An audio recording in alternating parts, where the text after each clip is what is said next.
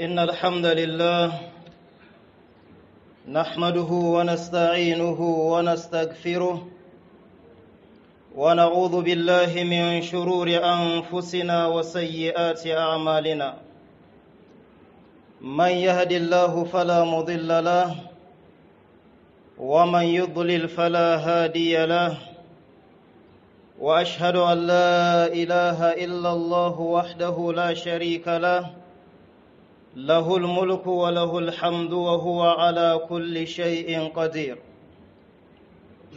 وأشهد أن نبينا محمدًا عبد الله ورسوله بلغ الرسالة وأدى الأمانة ونصح الأمة وجاهد في الله حق جهاده حتى أتاه اليقين فاللهم اجزه عنا خير ما جزيت نبيًا عن أمته ورسولا عن دعوته ورسالته وصل اللهم وسلم وبارك وأنعم وزد عليه وعلى آله وصحبه ومن دعا بدعوته وتمسك بسنته إلى يوم الدين أما بعد فإن أصدق الحديث كلام الله وخير الهدي هدي محمد صلى الله عليه وسلم وإن شر الأمور محدثاتها وكل محدثة بدعة وكل بدعة ضلالة وكل ضلالة في النار يا أيها الذين آمنوا اتقوا الله حق تقاته ولا تموتن إلا وأنتم مسلمون يا أيها الناس اتقوا ربكم الذي خلقكم من نفس واحدة وخلق منها زوجها وبث منهما رجالا كثيرا ونساء واتقوا الله الذي تساءلون به والأرحام إن الله كان عليكم رقيبا يا أيها الذين آمنوا اتقوا الله وقولوا قولا سديدا يصلح لكم أعمالكم ويغفر لكم ذنوبكم ومن يطع الله ورسوله فقد فاز فوزا عظيما. Serviteurs d'Allah, je m'exhorte et je vous exhorte tous à craindre Allah. Redoutez Allah votre Seigneur et sachez que demain devant lui vous serez tous rassemblés et suite à vos œuvres vous serez jugés. Le gagnant bénéficiera du paradis et le perdant sera condamné dans le feu de l'enfer, qu'Allah nous en préserve. Musulmans, musulmanes, sachez que vous êtes actuellement dans un monde qui n'est pas destiné à l'éternité. Même si la vie se prolonge, le monde-ci a un jour qu'il prendra fin. Ce monde est constitué de l'étape à une étape. Le temps donné pour ce monde est vraiment petit. Et l'homme vivant aujourd'hui, sans nul doute qu'il est appelé un jour à rendre l'âme pour regagner l'au-delà. Serviteur d'Allah, rien dans ce bas monde est réel. Tout ce qui se passe aujourd'hui sur cette terre est un jeu, comme Allah l'a décrit. La vie de ce bas monde n'est qu'un jeu et un lieu d'amusement. Qu'est-ce est une vérité aujourd'hui? Le jeune va vieillir un jour. Le vivant va mourir un jour. Le bien portant, un jour il est malade. Le malade va mourir. Le riche, un jour il sera pauvre. Le pauvre, un jour sera aux commandes. C'est comme ça Allah subhanahu wa ta'ala a créé le monde et il a voulu qu'il soit ainsi. Mais pour toi, humain, Allah subhanahu wa ta'ala, pour ta création, il a un objectif. Il a un but. Donc cherche à savoir la raison pour laquelle tu es aujourd'hui sur la terre. Allah t'a posé sur cette terre pour te soumettre à l'épreuve. Alladhi khalaqa al-mawta wal hayata liyabluwakum ayyukum ahsanu amala. Celui qui a créé la vie, il a créé la mort et la vie pour vous éprouver qui de vous sera meilleur en action. Vous êtes tous créés pour adorer Allah lui seul. وَمَا خَلَقْتُ الْجِنَّ وَالْإِنسَ إِلَّا لِيَعْبُدُونَ. Je n'ai créé les djinns et les hommes que pour qu'ils m'adorent. Juge toi-même ici-bas avant qu'il ne soit trop tard. Et essaye de comprendre cette vie. Rien n'est réel sur cette vie. Aujourd'hui c'est toi, demain c'est quelqu'un. Aujourd'hui c'est toi le puissant, demain tu es faible. Si tu as 60 ans, 70 ans, regarde derrière toi les années passées, comment tu étais, et compare à ta vie actuelle, comment tu es aujourd'hui. La vie de la terre n'est qu'une jouissance trompeuse, comme Allah lui-même a dit, وَمَا الْحَيَاةُ الدُّنْيَا إِلَّا مَتَاعُ الْغُرُورِ. La vie sur ce bas monde n'est qu'une jouissance qui trompe. Alors, serviteurs d'Allah, concourez-vous à la crainte d'Allah. Vous êtes créés seulement pour ce but. Tout ce que tu vas faire, cherche l'agrément de ton Seigneur.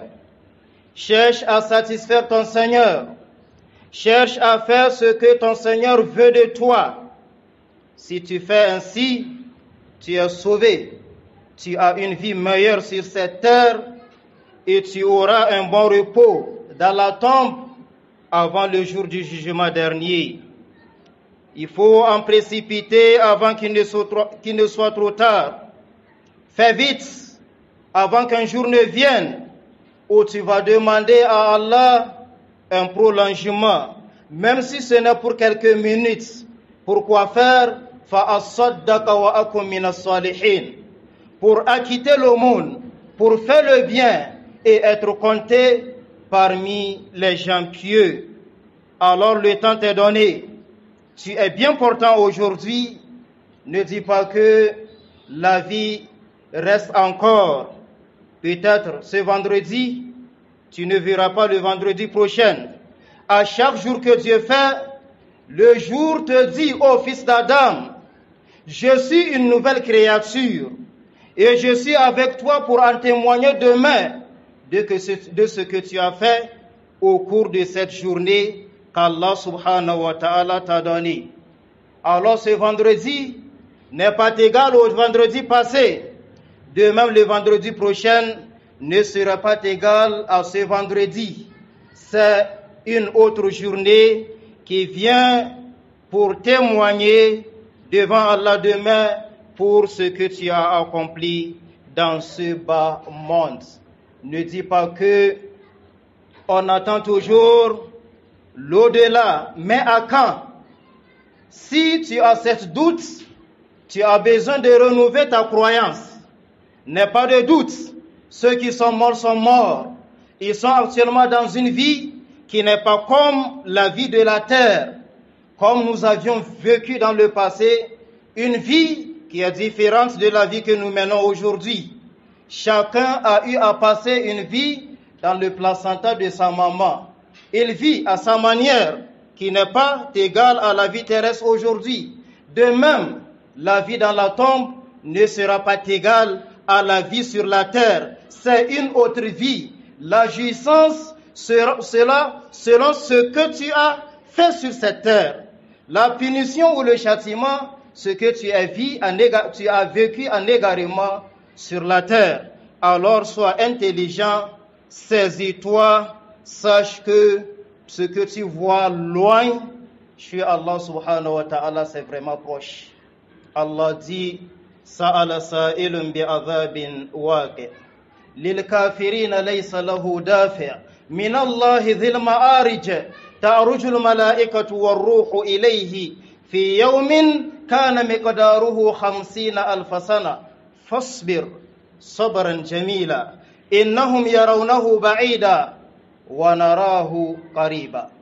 Allah le Très-Haut dit, un demandeur a réclamé un châtiment inéluctable, un châtiment qui va venir certes.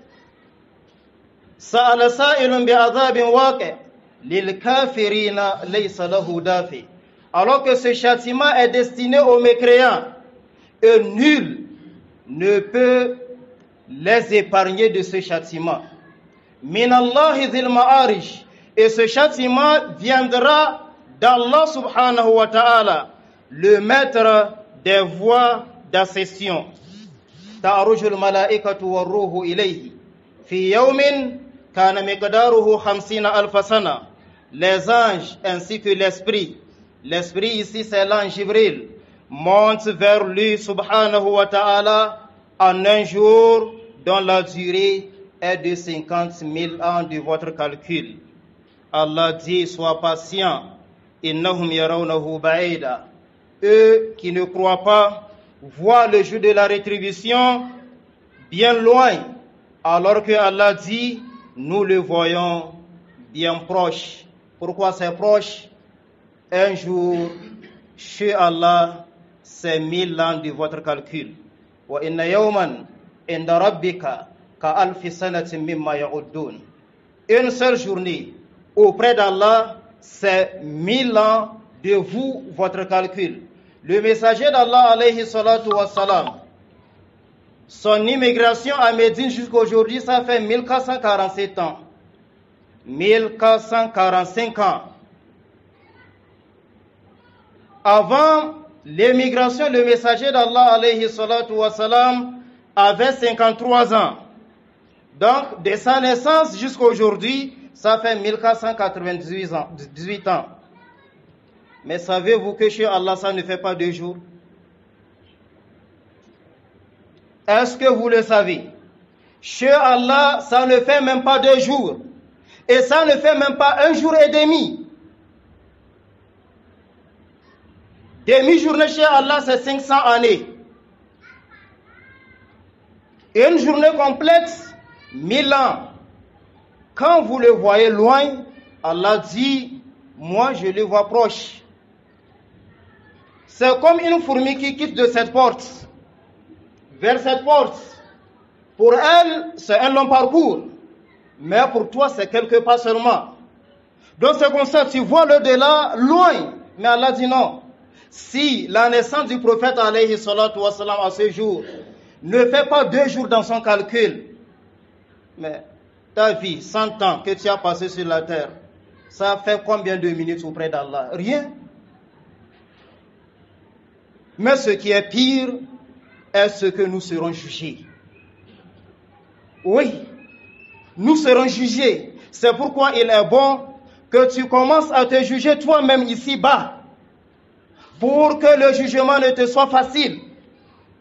Hasibu anfusakum qabla an tuhasabu. Ce que Omar dit sur le mimbar. Jugez vous-même avant que vous ne soyez jugés.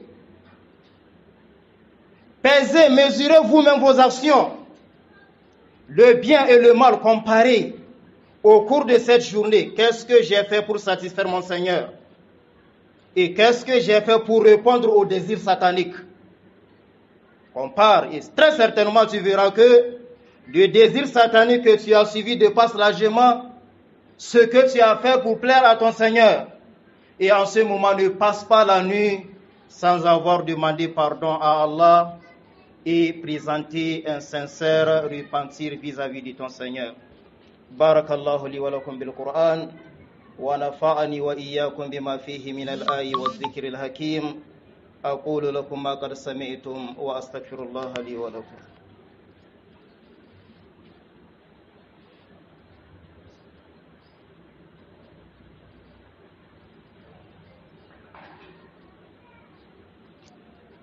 الحمد لله الواحد الأحد الفرد الصمد الذي لم يلد ولم يولد ولم يكن له كفوا أحد والصلاة والسلام على أفضل خلق الله نبينا محمد وآله وصحبه ومن دعا بدعوته وتمسك بسنته إلى يوم الدين.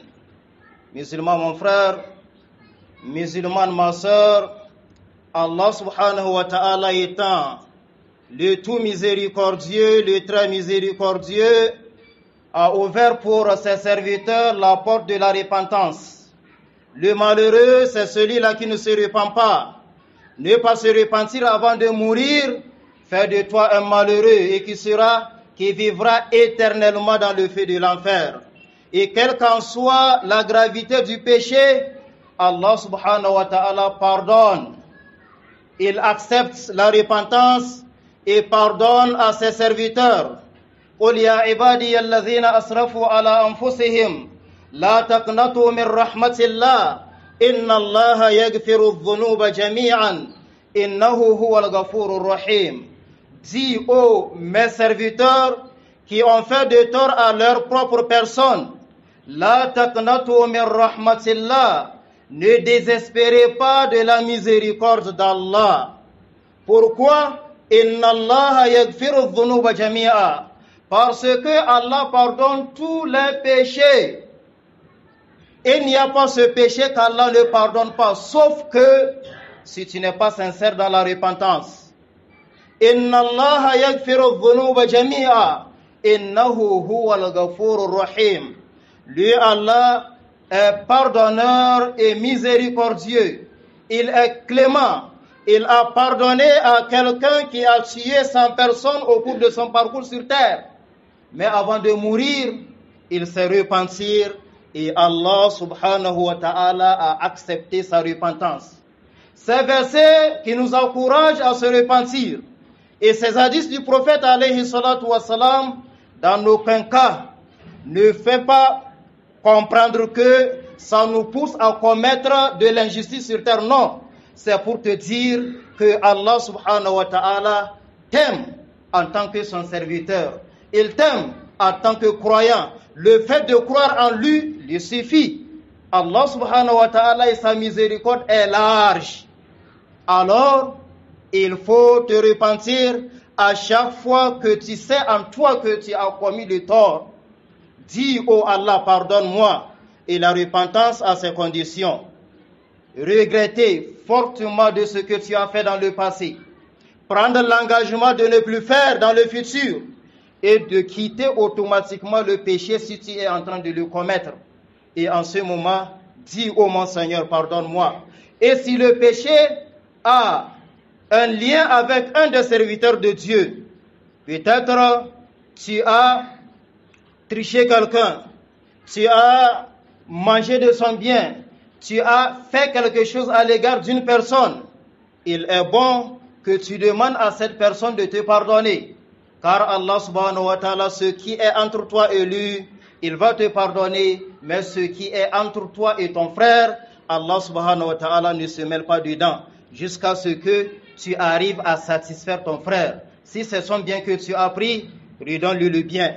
Ou dis-le carrément, c'est moi qui t'ai fait telle chose. Je te demande de me pardonner. Et en ce moment, lui aussi, l'islam l'encourage de pardonner. Car il veut aussi bénéficier du pardon de son Seigneur. Serviteur d'Allah, un bon musulman, c'est celui à chaque fois qu'il commet le péché, il demande pardon de son Seigneur et Allah subhanahu wa ta'ala a pris l'engagement de lui pardonner ses péchés. Le prophète Muhammad sallallahu alayhi wa sallam, qui n'a pas de péché qu'il fait, Allah l'a pardonné le passé et le futur. Il est saint dans tous les côtés.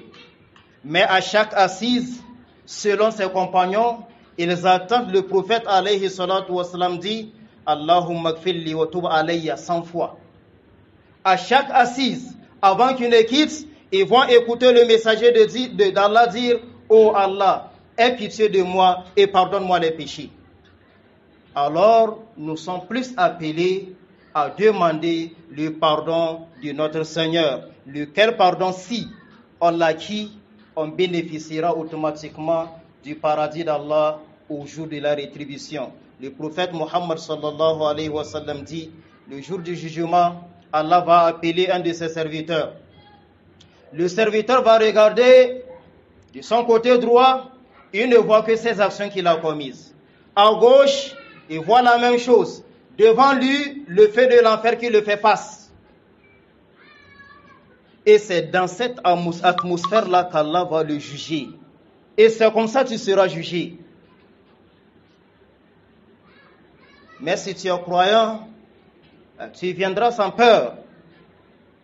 Allah va lui dire, oh mon serviteur, te rappelles-tu, tu as fait tel, dans tel endroit, dans tel jour, jusqu'à ce que ce serviteur aura peur. Et Allah va lui dire, la peur que tu as eue, c'est le châtiment qui t'est acquis. Mais tes péchés sont pardonnés, va au paradis. Pourquoi? Parce qu'à chaque fois qu'il fait le péché, il se repent, il demande pardon à son Seigneur, subhanahu wa ta'ala. Même si Satan te fait glisser et tu recommets le même péché, ne dis pas que tu ne vas pas repentir. Non, repens-toi. Jusqu'à quand? Jusqu'au jour où tu vas arriver à terrasser Satan lui-même.